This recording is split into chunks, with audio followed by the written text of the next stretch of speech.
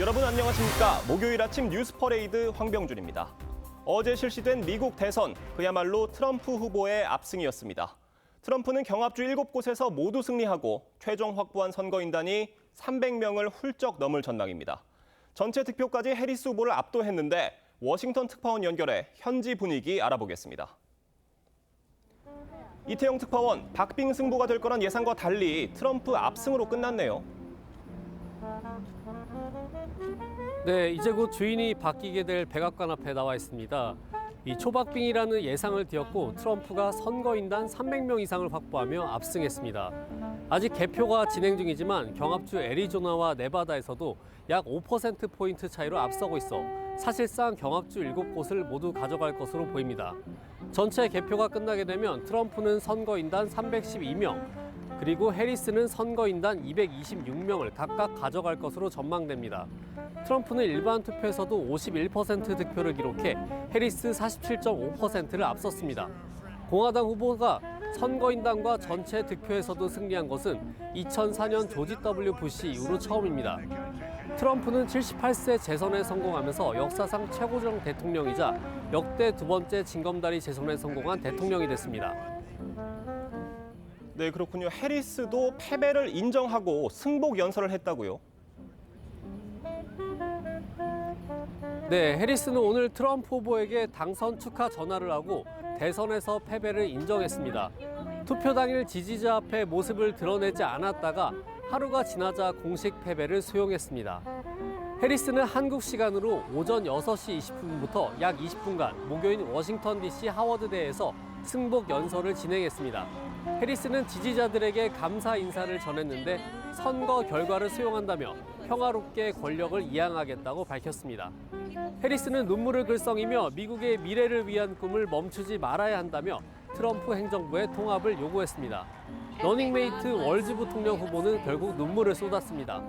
바이든 대통령도 트럼프의 당선 축하 전화를 걸어 원활한 정권 이양 등을 약속했습니다. 지금까지 워싱턴에서 TV조선 이태형입니다. 대선과 함께 치러진 의회 선거에서도 공화당 강세가 두드러졌습니다. 4년 만에 상원 다수당을 탈환했고 하원 장악도 유력한 상황입니다. 상하원 모두 과반을 차지하면 트럼프 2기는 행정, 입법권을 동시에 장악해 강력한 국정 동력을 확보할 전망입니다. 황선영 기자입니다. 트럼프가 소속된 공화당은 연방의회 선거에서도 일찍 웃었습니다. Regardless of the House, of course, this is just sort of the first block. If Republicans can do that Republican sweep, that really opens the doors for them to do a lot of things that they want to do. 공화당은 상원 전체 100석 중 최소 52석을 확보하면서 4년 만에 다수당이 됐습니다. 텍사스 등 공화당 현역 선거구는 지키고 민주당 성향 오하이오 등을 빼앗아 의석을 추가했습니다. 임기 6년으로 2년마다 3분의 1씩 뽑는데 이번엔 34명을 선출했습니다. This is a disappointment, but is not a failure. Is an incredible night. A huge victory here in Texas. 상원은 차기 정부 내각 구성에 주도적인 역할을 하고 대법관도 선임하는 등 고위공직자 인준 권한도 갖습니다. 2년마다 435명 전원을 뽑는 하원 선거에서도 공화당은 최소 202석을 확보하며 과반 고지가 눈앞입니다. 미국 의회는 법안 발의와 심사, 예산 승인 권한이 막강해 공화당이 상하원을 모두 장악하면 트럼프 집권 2기는 날개를 달 것으로 보입니다. TV조선 황선영입니다. 네, 트럼프 집권 2기가 들어설 것에 대비해 세계 각국의 고민도 깊어지는 모양새입니다. 미국 우선주의를 앞세운 트럼프의 행보에 우크라이나와 가자지구 전쟁 등 국제사회의 현안도 상당한 변화가 예상되고 있는데 우리나라도 방위비 분담금 인상과 북핵 관련 움직임에 촉각을 곤두세우고 있습니다. 이나라 기자의 보도입니다. 트럼프의 당선이 확정되자 윤석열 대통령은 강력한 리더십 아래 한미동맹과 미국의 미래가 더욱 밝게 빛날 것이라며 축하 메시지를 전했습니다. 대통령실은 미국과 안보뿐만 아니라 경제와 첨단 기술 협력도 고도화할 것이라고 강조했습니다. 한미동맹을 더욱 강하고 활력 있는 글로벌 포괄 전략 동맹으로 가꾸어 하지만 트럼프 당선인의 미국 우선주의 기조가 재현될 가능성이 커지며 방위비 분담금 등 압박이 시작될 거란 우려가 나옵니다. If I were there now, they'd be paying us $10 billion a year. 김정은과의 친분을 과시해온 트럼프가 북핵 관련 논의에서 한국을 배제할 가능성도 제기됩니다. 세계 각국도 트럼프 이기 대응책 마련에 고심하고 있습니다. 당장 바이든 정부의 막대한 지원을 받아온 우크라이나의 러시아와 전쟁이 기로에 설 전망입니다. If I'm president, I will have that war settled in one day, 24 hours. 트럼프가 지지를 공언해온 이스라엘의 가자지구 전쟁도 상당한 변화가 예상됩니다. 보호주의 기조 강화로 국제무역에 있어서도 마찰이 상당할 거란 전망이 나옵니다. TV조선 이나라입니다. 네, 미국 대선과 함께 치러진 연방의회 선거에서 한국계 미국인 앤디 킴 하원 의원이 미국 교포 120년 역사상 처음으로 연방 상원 의원에 당선됐습니다. 앤디 킴은 한인 이민자 1세대 부모 밑에서 태어난 외교안보 전문가로 지난 2018년 뉴저지 하원 의원에 처음으로 당선돼 내리 3선을 지냈습니다. 2021년 의회 폭동 때는 혼자 쓰레기를 치우는 모습이 화제가 되기도 했는데 당선 기자회견에서 한미 관계 증진을 위해 노력하겠다고 밝혔습니다. Make America great again.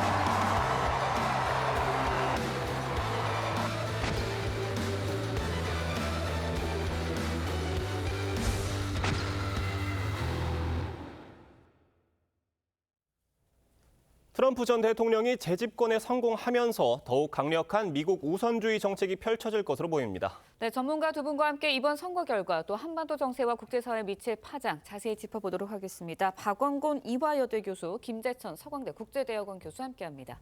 안녕하세요. 네, 안녕하세요. 초박빙 판세가 예상이 됐었잖아요. 그런데 뚜껑을 열어보니 트럼프 압승이었습니다. 이런 예상과 다른 결과 예측하셨습니까? 솔직히 어느 정도는 예측을 했는데요. 네.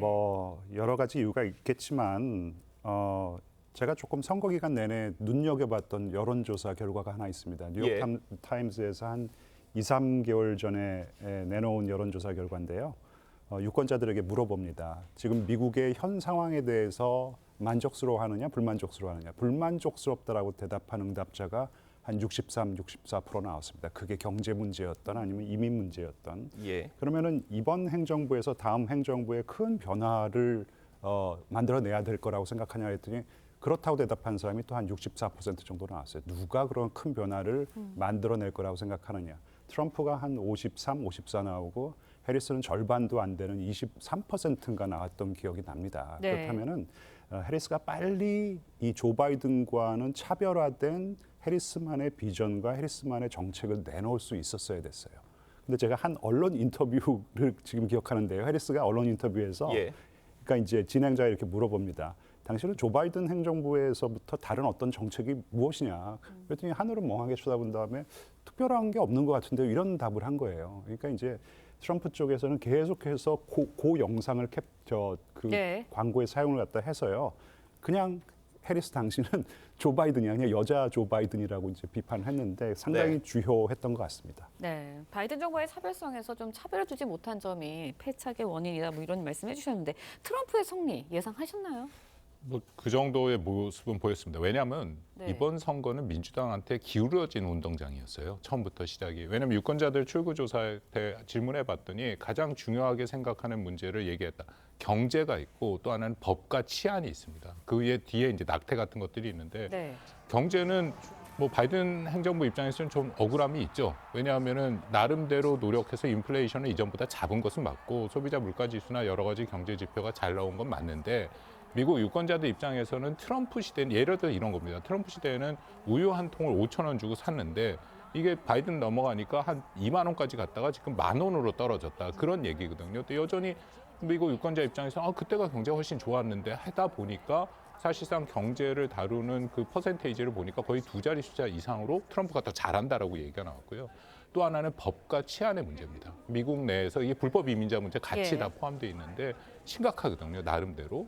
근데 거기에 대해서 우리 김재천 교수님 말씀하신 것처럼 나름대로 해리스가 대안을 제시를 못했어요. 오히려 불법 이민자 문제에 대해서 공격을 받은 그런 상황이었다면 자기가 이걸 어떻게 돌파할지를 얘기해야 되는데 그런 걸 못했고 반면 뭐 아시다시피 트럼프는 화끈하게 얘기를 하지 않습니까? 그렇죠. 예를 들어 자기가 첫날 20만 명 불법 이민자 다 추방해버리겠다.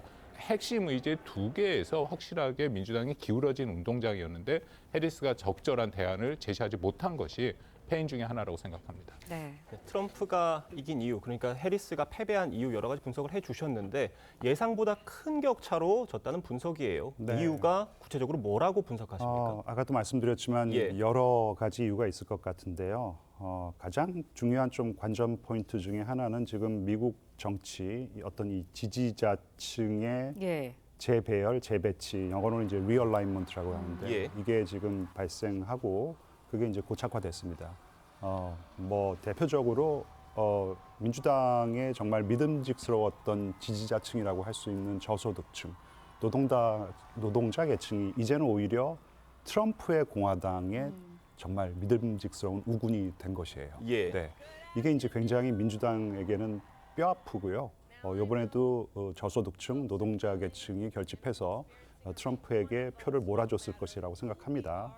그리고 이 또 의미 있는 변화가 흑인 유권자 그리고 히스패닉 유권자, 특히 젊은 남성, 흑인 남성, 히스패닉 남성들이 상당히 이제 민주당을 이탈해서 그들 또한 역시 이 전통적인 민주당 지지층이었는데 이제는 상당히 트럼프에게 지지를 보내는 어떤 그런 성향이 발생을 했습니다. 그래서 정치의 어떤 지형 자체가 상당히 지금 민주당에게는 좀 불리한 어떤 그런 상황이 발생한 것 같고요. 그런 상황이 고착되고 있고 민주당은 이번 선거를 패한 이후에 어떻게 하면 이제 이런 불리한 정치적인 상황을, 지형을 자기들에게 조금 유리하게 만들 수 있을지에 대해서 치열한 고민을 해야 될 거라고 생각합니다. 네, 일단은 뭐 유력 언론사의 여론조사에서 초박빙 점쳐졌습니다. 하지만 이번에도 여론조사 또 틀렸거든요. 네, 해리스, 뭐 샤이 트럼프는 있었지만 히든 해리스 없었다. 이렇게 분석을 하기도 하던데 어떻게 보셨어요? 제가 여론조사 기관들을 대변해 줄 생각은 없지만 그런데 사실 엄격히 따지면 여론조사가 틀린 건 아닙니다. 여론조사의 해석이 틀린 거죠. 그러니까 여론조사가 계속 우리가 쫓아가면서 보면 이게 다 오차 범위 내에 있었거든요. 그러니까 결과가 지금 최종적으로 집계가 되고 있습니다만 경합주 7개 중에 가장 중요한데 이것도 사실은 오차 범위 내에 있었던 거기서 7개 주를 다 트럼프가 가져간 것이고요. 또 하나는 다만 그 전체 득표율 같은 경우에도 현재까지 폭스뉴스 제가 들어오기 직전에 확인했더니 거의 500만 표 가까이 트럼프가 이기고 있는 걸로 나오고 있습니다. 만약 그렇다면 이거는 전체 득표율의 차이가 잘못 계산된 것은 맞다라고 판단이 되고요. 아까 우리 김재청 교수님이 중요한 말씀을 해주셨는데 미국 선거가 미국 정치가 때에 따라서 시기와 기간에 따라서 영어로 이렇게 리얼라이먼트, 재정비, 재조정이 되는데 아마도 이번 선거 끝나면 이거를 분석을 해야 될 겁니다. 4가지 변수가 이번에 저는 보이더라고요. 첫 번째는 성별, 그리고 학력, 거주지, 종교에 따라서 이 투표하는 성향들이 보였다. 이번에 이미 좀 출구조사 CNN에서 봤더니 특히 라틴계 남성들이 대규모 트럼프한테 갔다라는 거고요. 예를 들어서 이번 선거에는 54%이기 때문에 해리스보다 10%더 라틴계 남성들이 트럼프를 지지했다라고 지금 출구조사 나오고 있거든요. 이게 예로 들어서 16년, 20년 같은 경우에는 힐러리가 31%더 받았고 바이든이 2020년에는 23%더 받았습니다. 이건 굉장히 큰 차이. 그러니까 민주당이 제가 또 기회가 있으면 말씀드리겠습니다. 일종의 시대 정신을 놓치고 있다.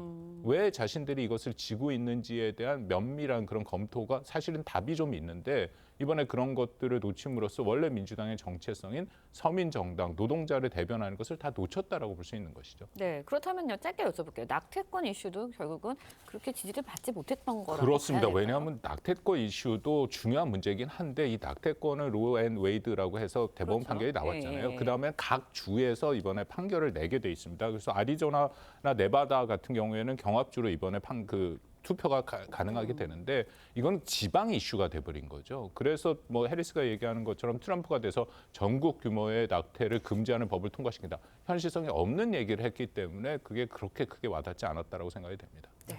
이번 대선과 함께 상하원 선거도 같이 치러졌잖아요. 그런데 이 상하원에서도 공화당이 과반 차지할 가능성 지금 높아지고 있고요.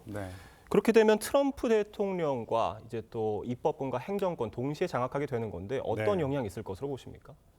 뭐 말씀하신 대로 상하원 모두 공화당이 다수당이 될 것 같고요. 원래 이제 미국의 의원들은 사실 자당 출신이라고 자당 출신 대통령이라고 이렇게 무조건 충성하지는 않습니다. 왜냐하면은 미국 대통령은 공천권이 기본적으로 없어요. 그래서 100% 자기가 후보가 되는 것은 이 지역 내의 어떤 열린 경선으로 결정이 되기 때문에 오히려 철저하게 지역구 이익에 중점을 둔 의정 활동을 하는데 이게 좀 많이 바뀌었어요. 트럼프의 영향력이 이제 워낙 막강하다 보니까 트럼프의 후광을 얻지 않으면은 당선이 안 되는 어떤 그런 지역구가 많이 생겨났습니다. 이제 그런 상황에서 상하원 모두 공화당이 장악한다면은 이들은 상당히 이제 트럼프의 눈치를 많이 볼 것이고 미국의 전통적인 어떤 checks and balances, 견제와 균형이 무너질 수도 있을 것 같고 또 하나 간과해서는 안 되는 것이 이 사법부입니다. 지금 사법부 역시 대법원 역시 6대3으로 그러니까 공화당 지지 성향의 판사가 대법원 판사 2배 많은데 곧 한 명 더 임명할 것이라는 거 아니에요? 다음 임기의 대통령이 아마 타마스 클래런스인가 아마 그럴 거예요. 그렇다면은 뭐 사법부까지 뭐 장악은 아니겠지만 엄청난 입김을 이제 끼칠 수가 있기 때문에 미국의 전통적인 견제와 균형 메커니즘이 좀 붕괴될 가능성도 있다고 생각합니다. 네, 트럼프가 재집권을 하면서 다시 미국 우선주의가 대등을 할 거다 이런 이야기들이 나오고 있는데 그러면서 이제 각국에서도 여기에 대응하는 정책들에 대해서 굉장히 고심을 하는 모양새입니다. 우리 정부도 방위비 대폭 증액되는 거 아니냐 이런 가능성에 대해서 우려를 나타내고 있는데 어떻게 전망하세요? 뭐 이거는 근데 한국뿐만 아니라 트럼프가 모든 동맹국한테 다 요구하는 것이죠. 그 방위비에 대한 비용과 책임 부담을 증대시켜라라고 얘기를 하는데 우리가 좀 조심해서 들을 필요가 있는 것이 트럼프의 발언을 보면 늘 빌리언으로 끝납니다. 10억 단위로 모든 얘기를 하거든요. 기억하실지 모르겠지만 2016년에는 우리한테 10억 달러를 내라고 얘기했고 이번엔 100억 달러를 얘기를 했다라는 거죠. 그것을 뭐 구체적으로 수치를 생각해서 한 것이 아니라 자신의 어법에서 나온 거다. 그렇다면은 정말 방위비 분담은 앞으로 어떻게 될 것이냐.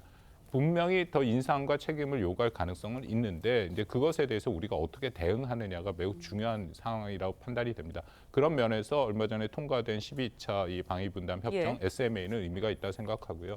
빨리 국회에서 비준을 한 후에 만약에 트럼프가 재협상을 하더라도 이것은 우리 국회에서 비준한 것이다라는 것을 근거로 재협상을 하더라도 그것이 우리한테 훨씬 더 협상력을 높일 수 있고요.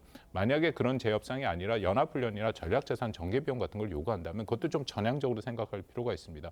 일부를 우리가 보존하는 대신에 확실하게 전략자산의 목록을 받고 우리가 원할 때 정말로 순환 배치, 상시 배치 수준으로 만드는 이제 그런 그 사고의 발상의 전환이 필요하다고 생각합니다. 네, 그러면 확실하게 방위비를 증액하고 재협상을 할 거다 이렇게 보시나요? 그거는 꼭 그렇지 않을 가능성이 있다라고 생각하거든요. 왜냐하면 연합훈련이나 전략자산 전개비용은 기존의 방위비 틀 안에서 얘기할 수가 없는 것들입니다. 그래서 그건 그대로 두고 다른 형태로 요구할 수도 있는데 뭐 요구할 때 우리가 여러 가지 방금 말씀드린 그런 방법도 있고 전체적으로 트럼프가 가장 관심 있는 것은 중국 견제니까 예를 들어서 주한미군의 역할이 조금 더 이 영내의 어떤 확장된 역할로 가고 우리가 여기에 한반도의 안보를 좀 더 책임지는 형식으로 한다든지 여러 가지 방법으로 우리가 대응할 수 있다고 생각합니다. 이 방위비 분담 문제에 대해서 전망해 주셨는데 트럼프 행정부가 주한미군 철수 문제를 꺼내들 수 있다는 분석들도 나오고 있는 것 같아요. 어떻게 전망하십니까? 주한미군 감축이나 철수를 더 많은 방위비를 얻어내기 위한 어떤 바기닝 칩, 지렛대, 레버리지로 사용할 수 있을 것 같습니다. 그런 차원에서 저는 개인적으로 지난번 우리의 정부의 이 방위비 재협상이 조금 너무 이 시기상조였다. 왜냐하면은 트럼프를 대할 때는 뭔가 줄 거는 줘야 됩니다. 사실 방위비 인상이 트럼프가 제일 원하는 거거든요, 한국한테.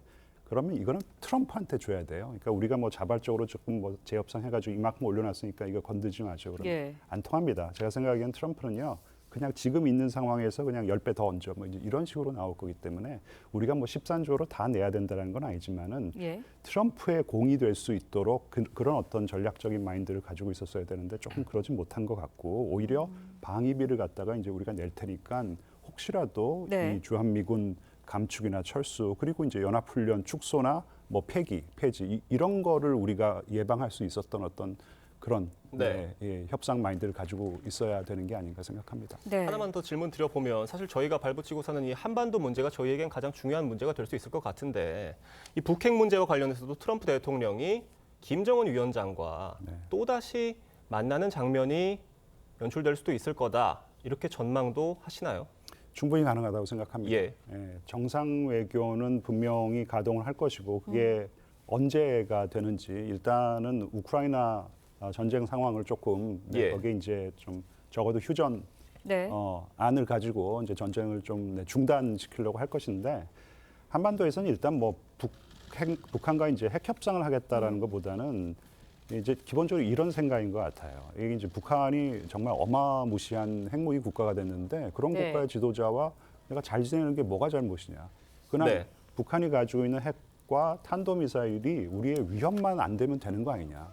그래서 좋은 관계를 이용해가지고 김정은이 우리에게 핵과 탄도미사일을 가지고 위협을 하지 않는 그런 상황을 만들겠다라는 것 같습니다. 그게 이제 기본적인 이 어떤 이 트럼프의 마인드인데 그런 식으로 실제 언급도 해왔잖아요. 그렇죠. 그래서 당장 뭐 핵 협상을 한다라는 것은 그러니까 북한의 핵 지휘국 죄송합니다. 핵 보유국 지위를 인정하고 그리고 뭐 제재를 해제해주는 어떤 그런 핵 군축 협상에 이 돌입하기에는 뭔가 제약 요인들이 너무 많기 때문에 핵 협상에 돌입한다기보다는 일단 정상 외교로 위기를 관리하겠다라는 것 같습니다. 네, 북미 대화가 재개되면 우리 정부가 일단은 또 패싱이 되는 거 아니냐 여기에 대한 것도 있고요. 한미 동맹, 한미일 삼각공조 여기에도 어떻게 변화가 일어날 것 같다라는 생각이 드는데 어떻게 전망하세요? 뭐 큰 틀에서 한미일 삼각 협력을 비롯해서 이 지역에 인태 지역에 만들어진 많은 소규모 다자들이 있지 않습니까? 뭐 오커스라든지 그런 쿼드라든지. 저는 트럼프가 등장한다 하더라도 그거를 이용할 가능성이 크다고 생각합니다. 예를 들어서 쿼드 같은 경우에는 트럼프 때 이게 활성화된 것이고 다만 여러 가지 기능과 역할을 바꿀 가능성이 있다고 생각이 되는데 이건 뭐 저희 바이든 행정부도 마찬가지긴 합니다만 그런 소규모 다자 체제를 통해서 중국을 견제하겠다는 생각이 있으니까 보다 좀 더 노골적으로 중국을 견제할 가능성이 있고요. 기존에 만들어놓은 한미일 안보 협력은 계속 뭔가 활용할 가능성이 있다라고 생각을 합니다. 왜냐하면 사실 이 영내에서 중국을 견제할 수 있는 핵심 국가는 일본과 한국이 맞고요. 그러니까 저는 이런 면에서 우리도 이것을 좀 더 긍정적으로 수용해서 할 필요가 있다. 왜냐하면 한미일이라는 협력 체제 안에서 삼국 정상들이 만난다면은 특히 중요한 것이 한국과 일본의 관계가 지금 회복돼 있기 때문에 한국과 일본은 사실 많은 부분의 이해를 지금 공유하고 있습니다. 그렇다면 트럼프가 한국과 일본한테 보낼 여러 가지 압박과 압력에 대해서 공동 대응이 가능하거든요. 그렇다는 한미일 협력 체제를 통해서 오히려 트럼프를 좀 더 설득할 필요성과 설득할 가능성이 더 높도록 노력해야 된다고 생각합니다. 박원곤 교수님께 질문 하나만 더 드려볼게요. 사실 동북아 문제도 문제지만 이 중동과 우크라이나 정세에도 큰 변화가 예상이 됩니다. 트럼프 대통령은 이 백악관에 입성하면 우크라이나 전쟁 끝내겠다 이렇게도 얘기를 했었잖아요. 이 우크라이나 전쟁과 가자 전쟁, 이 두 전쟁 어떻게 변화가 있을 것으로 예상하십니까? 맞습니다. 트럼프 대통령도 그렇고 그 공화당 정강 정책도 그렇고 사실 북한 문제보다는 트럼프가 이 두 가지를 훨씬 더 관심을 가질 가능성이 크고요. 그리고 미국 대통령이 두 번째 임기에 들어가면은 영어로 이제 레거시라 해서 자신이 역사에 남는 어떤 업적을 성취하려고 노력을 합니다. 그렇다면 대외 정책에서는 러우 전쟁이나 아니면 중동 문제가 중요하다고 생각을 하는데 러우 전쟁에 대해서는 이미 트럼프가 얘기를 했죠. 그래서 이전보다는 휴전과 정전은 아니고 이전보다는 휴전의 협상이 커지긴 했다라고 생각을 합니다만 그렇다고 당장 될 가능성은 또 그렇게 높아 보이지는 않습니다. 왜냐하면 유럽 국가들이 여전히 우크라이나를 지원할 가능성이 있다라고 판단이 되고요. 큰 틀에서 근데 러시아 우크라이나 전쟁이 빨리 끝날수록 우리 안보에도 많이 도움이 됩니다. 일단 거기에 대해서 긴장감이 덜하고 또 북한이 거기 파병해서 발생하는 여러 가지 안보적 위협들이 줄어들 수 있기 때문에 그리고 한국과 러시아의 관계도 회복의 여지를 좀 더 열 수 있기 때문에 이런 면에서는 좀 트럼프의 등장이 오히려 우리에게는 뭐 이득이 될 수 있는 부분도 있다라고 생각합니다. 미국 우선주의를 외치는 트럼프 대통령이 다시 등장을 했습니다. 세계 정세와 국내 정세에도 많은 영향이 있을 것 같습니다. 두 분 말씀은 여기까지 듣겠습니다. 감사합니다. 감사합니다. 윤석열 대통령이 오늘 대국민 담화와 기자회견을 합니다. 네, 김건희 여사와 명태균 씨 논란에 대한 입장과 국정 쇄신 방안 등을 밝힐 것으로 전해졌는데 국민의힘 한동훈 대표는 담화를 앞두고 당내 중진들을 잇따라 만나 의견을 나눴습니다. 황정민 기자의 보도입니다. 윤석열 대통령의 8월 기자회견은 담화문 발표에만 40분이 할애됐습니다. 하지만 이번엔 담화문 분량을 줄이고 질의응답 시간을 늘리겠다는 게 대통령실의 구상입니다. 대통령이 하고 싶은 말보다 국민이 듣고 싶은 내용에 더 방점을 두겠다는 겁니다. 윤 대통령은 김건희 여사와 명태균 씨 논란에 대해 사과 메시지 등을 준비한 걸로 알려졌습니다. 여권 관계자는 국민이 공감할 수준의 진솔한 사과가 담길 걸로 안다고 전했습니다. 앞서 한동훈 국민의힘 대표가 요구했던 김 여사 대외 활동 즉각 중단 등과 관련해선 내부 의견이 엇갈린 걸로 전해졌습니다. 한 대표는 어제 5선 이상과 3, 4선 중진 회동을 잇따라 열고 대통령 담화 관련 의견을 나눴습니다. 특별감찰관 추진과 대통령실 인적 쇄신 등을 구체적으로 밝혀야 한다는 주장과 야당 공세에 맞서 이슈를 전환할 때란 견해가 맞선 걸로 파악됐습니다. 지금은 대통령께서 담화 준비하시고 할 시간이니까 저희가 안에서 한 얘기를 따로 공개하지는 않겠습니다. 담화에 담길 사과와 조치 내용에 따라 향후 여권 갈등의 불씨가 될 수 있다는 우려도 나옵니다. 더불어민주당은 김 여사 특검법 수용을 거듭 압박했습니다. TV조선 황정민입니다. 1심 선고를 앞둔 민주당 이재명 대표는 직접 무죄 여론전에 나섰습니다. 한 달 전에 나온 한 언론 보도를 한밤중에 올리며 위증교사 무죄를 주장했습니다. 최원국 기자입니다. 이재명 대표가 SNS에 올린 글입니다. 한 달 전 한 인터넷 언론 보도와 함께 시신 없는 살인, 위증 없는 위증교사라고 썼습니다. 검찰은 2019년 이 대표가 자신의 재판을 위해 김진성 씨에게 유리한 진술을 하도록 부탁했다고 보고 있는데 김 씨가 과거 이 대표 변호사와 한 통화에선 이 같은 검찰 주장과 모순되는 부분이 있다는 겁니다. 민주당 지도부도 이 대표의 위증교사 재판 방어에 주력했습니다. 이재명 대표는 그냥 있는 대로 기억을 되살려서 안 본 건 얘기할 필요는 없다라는 취지의 발언을 12차례나 반복을 합니다. 법원이 이미 위증교사 혐의는 소명되는 것으로 보인다고 한 데다 검찰 구형도 상대적으로 높은 만큼 이 대표가 15일 예정된 선거법 위반보다 25일 위증교사 재판 방어에 더 주력하고 있다는 분석입니다. 하지만 검찰은 김 씨가 일관되게 위증 사실을 인정하고 있는 만큼 실패한 교사란 이 대표의 말은 사실과 다르다고 반박했습니다. 김 씨 역시 해당 통화는 이 대표의 위증교사 내용을 확인하는 취지의 통화였다고 이미 법정에서 진술한 바 있습니다. 이런 가운데 김동연 경기지사와 김경수 전 경남지사가 지난 2일 독일에서 만난 것으로 확인됐습니다. 경기도는 계획이 없는 자연스러운 만남이라고 했지만 이재명 대표 1심 선고를 목전에 둔 상황에서 비명계 잠룡들이 몸풀기에 나선 것 아니냐는 해석이 나왔습니다. TV조선 최원국입니다.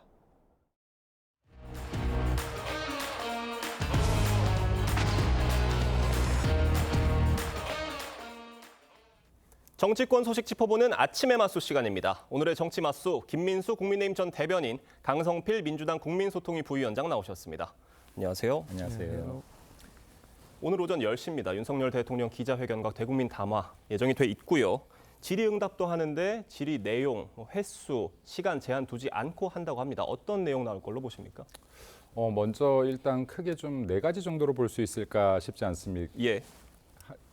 볼 수 있지 않을까 싶습니다. 네. 먼저 윤석열 대통령 그 정부 이후에 개혁 과제로 핵심적으로 다뤘던 것들이 있는데 이런 것들에 대해서 뭐 짧게 설명할 수 있는 시간이 있을 것 같고, 예. 그리고 지금 이제 트럼프 대통령의 당선으로 인해서 뭐 한미 관계라든지 지금 대북 관계, 국방 외교적인 부분에 대해서 또 한 가지 정도 이야기를 하지 않을까 싶습니다.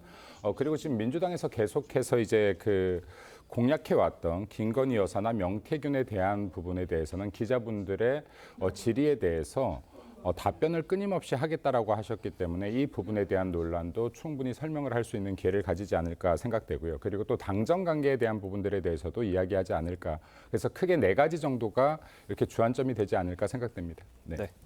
뭐 야권에서는 물론이고요. 여권 내 친한계에서도 좀 예상을 뛰어넘는 쇄신 방안이 나와야 된다. 이런 목소리들 나오고 있고 압박을 계속하고 있는데 그런 쇄신 방안 나올 걸로 보십니까? 이제 야당이 보기에는 대통령께서 특단의 조치를 지금 당장 내놓기는 좀 어렵지 않겠나? 그렇게 예. 좀 예상을 하고 있습니다. 그러니까 특단의 조치라는 거는 크게 두 가지예요. 하나는 김건희 여사와 관련된 내용들, 그리고 두 번째로는 인적 쇄신인데 사실 인적 쇄신이라는 게 지금 수적으로 여러 명을 교체하는 것을 하기에는 시간이 걸리고 국정에도 마비가 올 수 있잖아요. 그렇기 때문에 어떻게 보면 시그널을 줄 수 있는, 메시지를 줄 수 있는 깜짝 인사가 있어야 되는데 그런 것 또한 어떻게 보면 야당과의 협조가 필요하기 때문에 좀 어려워 보이고 결국은 김건희 여사에 대해서 어떻게 할 것인지가 중요하며 마지막으로 설명을 할 것이냐 설득을 할 것이냐 제가 봤을 때 대통령이 이 둘 중 무엇을 택할지가 중요할 것 같습니다. 네, 참 이게 일단 기대 이하의 조치가 만약 나오게 된다면 어제 친한계에서도 그 김건희 특검법을 막을 명분을 대통령이 줘야 된다 이런 목소리가 나왔어서 이 말은 다시 돌려서 생각을 해보면 대통령이 명분을 주지 못하면 이탈할 수도 있다 이렇게도 들리는 얘기 같거든요. 만약에 오늘 기대 이하의 담화가 이루어진다면 이탈표 더 나올 걸로 보십니까? 기대의 기준점을 어디에 두냐의 문제일 것 같아요. 그러니까 네. 지금 이게 친한계로 분류되는 이런 의원들이나 정치인들이 계속해서 대통령을 이런 워딩으로 압박을 해서는 안 된다라고 봅니다. 예를 들어서 명태균 사건 등 사회적 논란을 일으킨 부분에 대한 사과는 필요할지 모르겠지만은 이러한 부분을 설명하고 설득하는 건 역시도 대통령의 입장일 수가 있는 것인데 만약에 우리가 그어놓은 기준선에 미달된다라고 하면 8명 이상이 이탈할 수도 있을 거야라는 압박을 주는 형태여서는 서로에게 득이 될 부분이 없다라고 판단되고요. 그리고 이게 특검에 대해서 이탈하느냐 하지 않느냐 하는 명분은 우리가 보수 정치를 지키고자 하고 이재명 대표의 차기 대선을 막는다라는 것 자체만으로도 충분한 명분이 있는데 김건희 여사 특검에 대해서 동조를 한다라는 것은 민주당과 이재명 대표에게 큰 무기를 쥐어주는 것과 같다. 이 이상의 명분이 무엇이 있겠는가라는 말씀을 드리고 싶습니다. 예. 지금 뭐 여야 가리지 않고 오늘 담화에 대한 분석과 전망들 나오고 있는 상황인데 네. 김병주 민주당 최고위원이 네. 오늘 기자회견을 두고 연막 작전이다 이런 얘기를 했어요. 이거 무슨 얘기입니까? 이제 김병주 의원 입장에서는 그러니까 명태균 씨 조사하기 검찰 조사 전날 네. 대통령께서 어떤 많은 말씀을 하심으로 인해서 일종의 가이드라인을 잡아가는 거 아니냐라고 이제 주장을 하시는 건데 저는 그렇습니다. 민주당이 지금까지 많은 제보를 받았고 많은 그 증거를 가지고 있다고 주장을 하고 있잖아요. 결국은 민주당의 어떤 가지고 있는 증거가 있다고 하면 대통령의 기자회견 중에서 만약에 민주당이 가지고 있는 증거와 배치되는 반대되는 쉽게 말해서 좀 사실과 다른 얘기가 나온다고 하면 민주당에서 추가적으로 폭로를 할 수가 있다. 저는 그렇게 예상이 되고 사실상 저는 그래서 지금 친한계 같은 경우는 사실을 모르고 있잖아요. 그래서 사실 최근에 한동훈 대표가 침묵을 했다는 말도 있습니다. 하지만 이를 두고 또 친윤계에서는 여당 대표가 이런 말이 나왔는데 그 대통령을 방어도 안 하느냐 이러한 모습들이 오히려 여권에게 좀 불리한 형세가 아닌가 그렇게 보여집니다. 네. 윤 대통령 기자회견 오늘입니다. 어제 한동훈 대표가 중진 의원들을 만났는데요. 관련 얘기 먼저 들어보겠습니다. 대통령께서 담화 준비하시고 할 시간이니까 저희가 안에서 한 얘기를 따로 공개하지는 않겠습니다. 우리가 지금은 뭐 이렇게 좀 기다려야 되는 시간 아닌가 이렇게 생각을 합니다. 그래서 당정이 같이 힘을 모아서 이제 우리 다시 국정 동력을 확보할 수 있도록 합니다.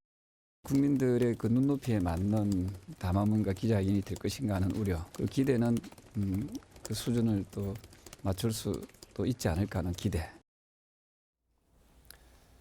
참 정치인들의 행위에는 그 시점이라는 게 중요하잖아요. 어제 중진들을 만났습니다. 이게 대통령에 대한 압박으로 비춰질 수 있다 이런 얘기들 나오는데 어떻게 평가하십니까?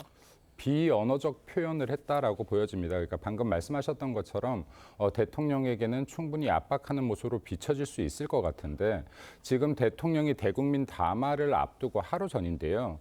이게 여당으로서 대통령에게 더 힘을 실어주고 그리고 대통령을 믿고 응원하는 모습들이 필요한 시점이 아니었나라고도 생각합니다. 지금 대통령을 믿고 대통령이 이렇게 지금 기자들과 어떠한 주제도 시간도 제약하지 않고 질의응답을 하겠다라고 하는 것은 얼마든지 지금 설명을 하겠고 소통을 하겠고 숨김없이 진실되게 말하겠다라고 하는 것인데 이러한 부분들의 심리적 압박을 가하는 형태가 과연 좋았을까 하는 부분들을 갖고 있습니다. 그리고 어제 대한 내용들을 보면 특별감찰관 정도에 대해서는 수용해야 된다거나 이런 이야기들이 나오는데요. 예. 불필요한 얘기 아닙니까? 특별감찰관 국회에서 올라와야 임명 가능한 거 아니겠습니까? 민주당이 이거 올리겠습니까? 그러니까 이러한 부분들도 예를 들어서 대통령의 결정을 하지 못함으로 인해서 무언가를 진행하지 못한다라는 이런 선입견을 계속해서 만들어낼 필요가 없는 것이다라는 말씀도 좀 드리고 싶습니다. 네. 어제 중진 간담회에 추경호 원내대표는 오지 않았다고 해요. 그리고 어제 추경호 대표가 이제 한동훈 대표에게는 알리지 않고 대통령실 다녀왔다 이렇게 얘기를 해서 한동훈 대표 패싱 논란도 일었었습니다. 이 한동훈 대표와 추경호 원내대표 둘 간의 불화설이 계속 나오는 이 상황, 야당에서 보시기엔 어떻습니까? 네, 이제 삼자적인 입장에서 보면 추경호 원내대표가 대통령실 들어가서 회담을 앞당기는 그런 조언을 하기 전에 한동훈 대표하고 조금 그래도 상의 혹은 언지라도 줬었으면 좀 좋았을 텐데라는 생각을 해보고요. 어쨌든 한동훈 대표와 추경호 원내대표 사이가 좋을 수가 없습니다. 왜냐하면 일전에도 대통령 면담 다음에 추경호 원내대표가 가서 만찬을 합석을 했잖아요. 예. 사실 그것도 추경호 원내대표가 갔어야만 했을까라는 생각이 들어요. 사실 필요 없는 불필요한 갈등을 만드는 거거든요. 그리고 그 이후에 마찬가지로 한동훈 대표가 쇄신을 주장을 했는데 또 대통령실 들어가서 본인이 또 회견을 앞당겼다라고 하면 아무래도 한동훈 대표로서는 기분이 좋을 리는 없겠죠. 네. 민주당 소식도 짧게 짚어보겠습니다. 1심 선고를 앞둔 이재명 대표가 한밤중에 이 SNS를 통해서 자기 변론을 했어요. 이 허위 증언을 부탁한 적도 없지만 부탁했다 쳐도 실패한 교사가 어떻게 위증 교사죄가 되느냐 이런 취지의 글을 올렸는데 보셨습니까? 네, 봤습니다. 일단 두 가지 부분에서 문제가 있다라고 합니다. 지금 그 위증을 교사한 적이 없고 했었어도 위증이 되지 않았다라고 하는데 이걸 근거로 지금 녹취록을 제시하고 있는 거거든요. 네. 근데 지금 이재명 대표가 지금 증인에게 위증 교사를 명확하게 지시한 것이 2018년이라고 본다고 하면요. 그리고 지금 저 변호사와의 통화는 2019년이거든요. 위증을 지금 부탁한 이후에 이재명 대표의 변호사와 지금 증인 간에 통화한 내용입니다. 이건 거꾸로요. 위증 내용을 제대로 숙지하고 있는지 확인했다라고 봐야 돼요. 2차 확인한 내용 녹취를 지금 사용하면서 지금 전혀 말도 되지 않는 주장을 하고 있다라고 봐야지 맞는 것이고 지금 이재명 대표 같은 경우는 거대 야당의 대표이자 이거 변호사 출신 아닙니까? 그렇다라고 하면 법에 대해서 나는 지금 범죄를 모의하고 그리고 시도하려 했으나 효과가 없었기 때문에 무죄라고 주장하는 것인지 이것은 그토록 이재명 대표가 말하는 국민 눈높이에 맞는 것인지 국민 정서에 맞는 것인지도 좀 묻고 싶습니다. 그리고 명확하게 계속해서 재판 결과 속에서 나왔었지만 이재명 대표가 위증을 명확하게 지시하는 녹음 기억난다라고 하면 되지. 그리고 본인의 이러한 진술들, 본인들의 입장까지도 전달한 것들, 이런 것들 명확한 증거가 있다라는 말씀도 좀 명확하게 드리겠습니다. 네. 윤석열 대통령 남은 임기의 성패의 분수령이 될 대통령 담화가 오늘 오전 10시에 진행이 됩니다. TV조선에서도 생중계를 하니까요. 시청자 여러분도 저희와 함께 지켜봐 주시길 바라겠습니다. 두 분 말씀은 여기까지 듣겠습니다. 감사합니다. 오늘은 절기상 입동입니다. 올 가을 들어 가장 추운 날이 될 것으로 보이는데요. 지역에 따라 아침 최저 기온이 영하 3도까지 떨어지는 곳도 있습니다. 서울 광화문 광장에 나가 있는 취재기자 연결하겠습니다. 변정현 기자, 지금 날씨는 어떻습니까? 네, 찬바람이 부는 아침 출근길 시민들은 두꺼운 외투를 챙겨 입고 몸도 잔뜩 움츠린 모습입니다. 오늘 아침 서울 최저 기온은 2도까지 떨어졌습니다. 찬 공기가 북서쪽에서 남쪽으로 내려오면서 전국 대부분 지역은 아침 기온이 5도 내외로 떨어졌습니다. 파주는 영하 3도, 철원은 영하 2도까지 떨어지는 등 일부 지역은 영하권 추위를 보이고 있습니다. 낮 최고 기온은 서울 14도, 대전 16도, 부산 19도로 전국적으로 13도에서 19도를 기록해 일교차가 15도 내외에 이를 것으로 전망됩니다. 오늘 중부 내륙과 전라 내륙, 경북 내륙에는 얼음이 어는 곳도 있겠습니다. 오늘까지 가을 추위가 절정에 달한 뒤 내일부터는 기온이 차차 올라 평년과 비슷해질 것으로 보입니다. 다만 기상청은 내일과 모레 밤낮 기온차가 10도에서 15도 안팎을 기록할 예정이어서 건강관리에 유의해 줄 것을 당부했습니다. 서울 광화문 광장에서 TV조선 변정현입니다. 네, 서울 강남 한복판에 600억 원이 넘는 판돈이 오간 불법 도박장이 세워졌습니다. 필리핀에서 진행되는 카지노 게임 생중계를 보면서 돈을 걸었는데 무려 4억 원을 잃은 손님도 있었습니다. 14개월 동안 철저한 보안 속에 운영이 됐는데 어떻게 이런 일이 가능했던 건지 조윤정 기자가 취재했습니다. 인적이 드문 새벽 시간, 젊은 여성들이 건물 밖을 빠져나옵니다. 평범해 보이는 건물 안으로 들어가 보니 대형 TV와 테이블들이 놓인 방들이 나타납니다. 50대 총책 전모 씨는 여성 딜러들까지 고용해 서울 강남에 비밀 도박장을 차렸습니다. 도박장에선 필리핀에서 진행되는 카드 도박을 실시간으로 볼 수 있게 했는데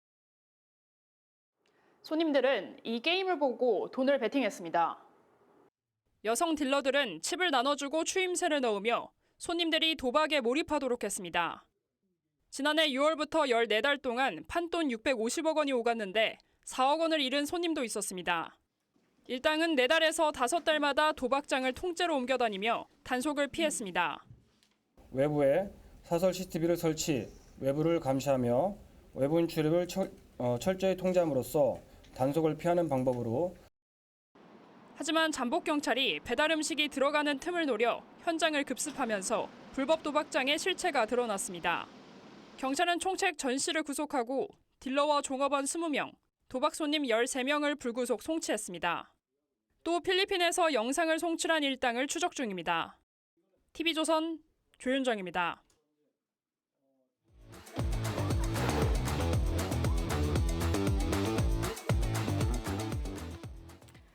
네, 화제가 된 사건 사고 소식 짚어봅니다. 아침의 이슈 시작합니다. 정혁진 변호사 함께합니다. 안녕하세요. 네. 네, 어제 이제 경기 수원의 공원과 저수지에 시민들이 갑자기 나타난 사슴의 뿔에 찔려서 다치는 일이 발생을 했습니다. 이게 어떻게 일어난 일이에요? 글쎄요, 어떻게 이런 일이 있나 하는 생각이 네. 드는데 시간을 보니까 새벽 5시 22분이었대요. 지금은 이제 해가 좀 짧아지지 않았습니까? 새벽 5시 22분이면 아직 어둑어둑할 때인데 광교 호수공원 등에서 산책하던 60대 여성에게 사슴이 달려와가지고 뿔에 다치게 된 거죠. 그래가지고 다행히 구급대가 8분 만에 도착을 했는데 그럼에도 불구하고 그 60대 여성은 양쪽 허벅지에 출혈이 있었다라고 하고요. 그런데 이게 한 번만 있었던 게 아니고 그것보다 한 4시간쯤 전인 새벽 1시에 광교 호수공원에서 이제 30대 남성이었어요, 이분은.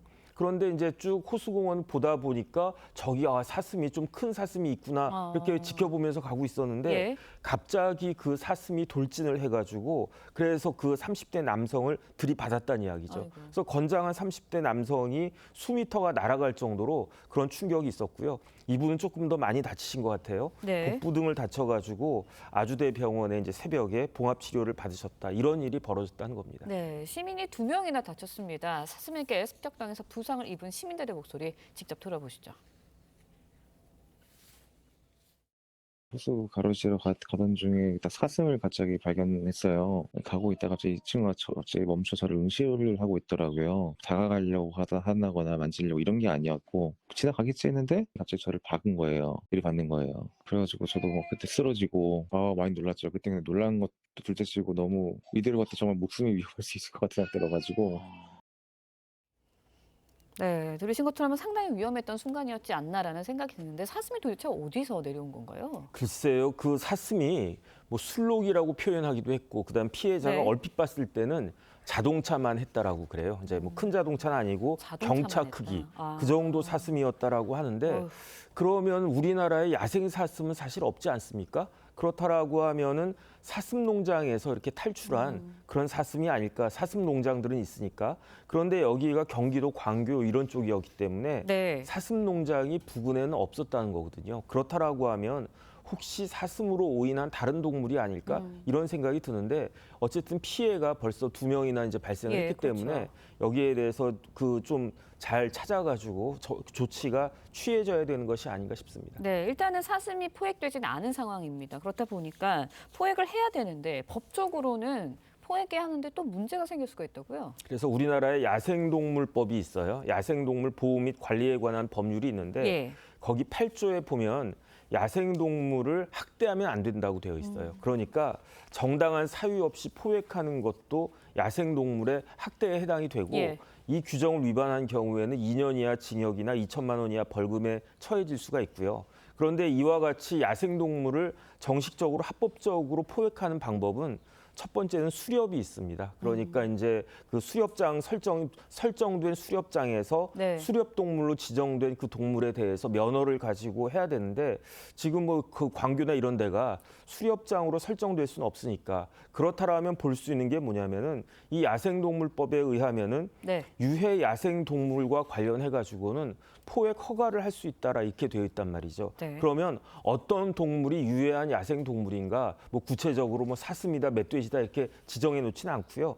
인명 피해 등을 발생시키고 그다음에 포획 외에는 다른 조치 방법이 없을 때 이럴 때에는 시도지사나 이런 분들이 그 유해 야생 동물로 허가해 가지고 이렇게 네. 그 포획할 수 있도록 그렇게 되어 있는데 이런 부분들 절차를 밟아 가지고 그 포획하는 방법이 있을 수 있지 않을까 그런 생각이 듭니다. 네, 생각보다 절차가 굉장히 복잡하다라는 생각이 드네요. 다음 이야기도 해보도록 하겠습니다. 10대들에게 경복궁 낙서 지시한 혐의를 받고 있는 주범 강모 씨. 범죄 수익을 숨겼다가 검찰에 덜미가 잡혔습니다. 지난 5월의 강 씨 모습 보고 이야기 이어가겠습니다. 낙서시킬 이유 뭡니까? 불법 사이트 홍보 목적이었나요? 도망다니라고 한 이유 있습니까? 담벼락 복구 작업하는 거 보고 무슨 생각하셨어요? 일단은 뭐 강 씨 자신에게 자산 없다, 전혀 없다 이렇게 진술을 했었는데 일단은 범죄 수익이 찾아냈습니다, 검찰이. 이거 네네. 어디서 찾아낸 거예요? 그러니까 이걸 보면 작년에 2023년 12월 16일에 그 경복궁 낙서를 갖다가 했단 말이죠. 10대 청소년들의 철부지 장난인 줄 알았는데 뒤에 30대 남성이 그런 훼손을 사주했던 거예요. 그래서 이 사람을 이렇게 쭉 조사를 해보니까 수사를 해보니까 단순히 이와 같이 그 문화재를 훼손시키도록 교사한 것뿐만 아니고 뭐가 있었냐면 미성년자 성착취물 사이트를 운영했던 사람이에요. 그래가지고 그 더 이제 수사가 확대돼서 네. 지난 6월 19일에 구속 기소가 됐는데 이 사람이 나는 돈이 없다 그냥 배째라 이런 식으로 나왔는데 그 검찰에서 휴대전화 포렌식 등을 해보니까 자산이 나왔다는 거죠. 코인 같은 가상 자산이 2,500만 원이 나왔고 예. 여기에 대해서 추가적으로 더 조사를 해봤더니 추가적인 가상 자산 등이 5,500만 원이 더 나왔고 합치면 8천만 원 아니겠습니까? 그렇죠. 그다음 거주지 등을 또 수색해봤더니 골드바가 또 500만 원 나와가지고 일단 이 8,500만 원 상당의 재산에 대해서 몰수 보전을 갖다가 했다 이렇게 기사가 나왔습니다. 네, 그런데 경복궁 복구에 들어간 비용 처리 이게 또 문제잖아요. 네네. 이거를 그러면 검찰이 찾아낸 8,500만 원을 여기다 쓸 수도 있는 거 아닌가요? 쓸 수 있습니다. 그런데 저도 그때 낙서한 거 봤었거든요. 예. 그냥 담벼락에다 낙서한 것 정도 아닌가라고 생각을 했는데 이 복구 비용이 예. 1억 3천만 원 정도 든대요. 이게 문화재고 또 우리나라 그 궁궐이었기 때문에 네. 굉장히 생각보다 많은 비용이 들어갔는데 그렇죠. 그런데 그 비용을 우리 국가가 세금으로 부담 원칙적으로 해야 되겠지만 거기에 대해서 구상을 해야 되는 거 아니겠습니까? 그렇죠. 그런데 이 그 강모 씨의 재산 8,500만 원을 찾아냈으니까 그러니까 그 금액으로 일단 그 8,500만 원 상당에 대해서는 이 복구 비용으로 사용하도록 하고 그 다음에 이제 추가적인 비용 그 자산을 찾아내 가지고 이 사람에게 모든 비용을 다 물려야 되는 것이 아닌가 그런 생각 듭니다. 네, 알겠습니다. 정혁진 변호사와 함께 사건 사고 소식 짚어봤습니다. 오늘 말씀 여기까지 듣겠습니다. 고맙습니다.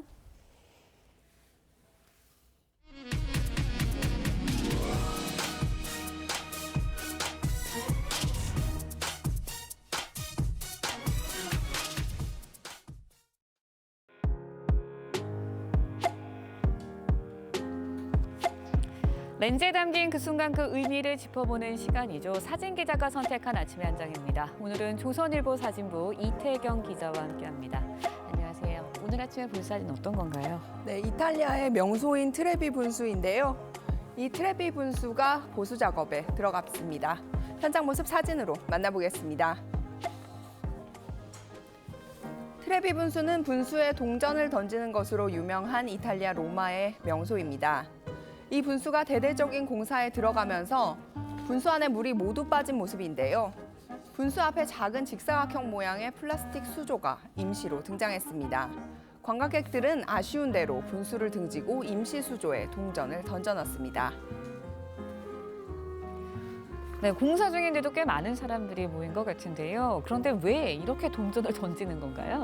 네, 이 동전을 던지는 이유는요, 바로 이 분수에 관한 유명한 속설이 전해오기 때문인데요. 트레비 분수에는 이 분수를 등지고 오른손에 동전을 쥔 채 왼쪽 어깨 너머로 던지면 로마를 다시 방문할 수 있다는 얘기가 전해져 내려옵니다. 지난해 분수에 쌓인 동전만 우리 돈으로 23억 정도 된다고 하는데요. 공사는 연말까지 진행되고 이번 보수 공사를 마치면 관광객들에게 입장료를 받는 방안을 검토 중이라고 합니다. 네, 트레비 분수의 재단장 기대가 됩니다. 지금까지 아침의 한장이었습니다. 겨울의 시작을 알리는 절기 입동인 오늘 이번 주에 절정을 보이고 있습니다. 오늘 서울에는 첫 얼음이 관측됐는데요. 작년보다 하루 빠르고 평년보다는 4일 늦었습니다. 오늘 아침 내륙 곳곳이 영하권 기온으로 출발하고 있습니다. 서울의 최저 기온 2도, 파주는 영하 5도, 제천은 영하 4도까지 뚝 떨어졌는데요. 오늘 옷차림 따뜻하게 하고 나오시기 바랍니다. 이번 주에는 내일부터 기온이 오르며 점차 누그러들겠고 평년 기온을 회복하겠습니다. 오늘 아침까지는 내륙에 안개가 짙게 끼겠습니다. 안개가 걷히면 오늘 전국 하늘은 대체로 맑겠고요. 오늘 밤부터 내일 새벽 사이 제주도에는 5mm 미만의 비가 조금 내리겠습니다. 오늘 한낮에는 어제보다 기온이 1도에서 3도 정도 높겠습니다. 서울과 춘천이 14도, 대전 16도, 대구와 울산 17도 예상됩니다. 이번 주말에는 대체로 맑은 날씨가 이어지겠고 기온도 평년보다 높겠습니다. 오늘의 날씨 이나일입니다. 이상으로 목요일 뉴스 퍼레이드 마칩니다. 네, 저희는 내일 아침 7시 30분에 다시 찾아뵙겠습니다. 시청해주신 여러분 고맙습니다.